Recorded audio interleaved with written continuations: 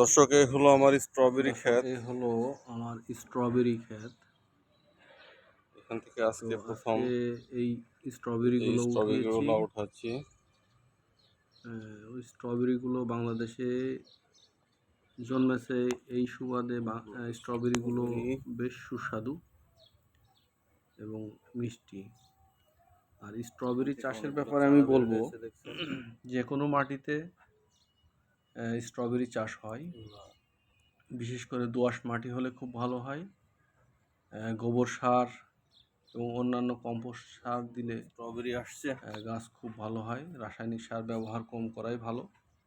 আর খুব সহজেই এর চারা হয় গাছ থেকে। সে কচুর লতার মতো বের হয়ে ছোট ছোট চারা দেয়। এই যে ছোট ছোট এগুলো চারা দেখতে পাচ্ছেন, ওই যে গাছের পাশেই কচুর লতার মতো বের হয়ে আসছে। হ্যাঁ, এই যে এই ছোট ছোট এই যে এগুলো চারা।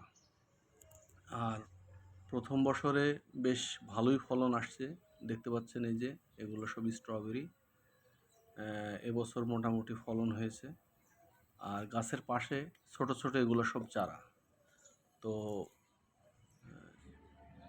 আপনারা ইচ্ছা করলে খুব সহজেই বাংলাদেশের মাটিতে স্ট্রবেরি চাষ করতে পারবেন। গাছ প্রতি বছর একবার ফলন আসে, গাছ নষ্ট হয় না, গাছ এভাবেই থাকবে। আপনার শীতের মধ্যে এটার ফুল আসে এবং ফল ধরে। শীতের পরে এটা মোটামুটি পাকার সময় হয়। এই সময় এখন আপনার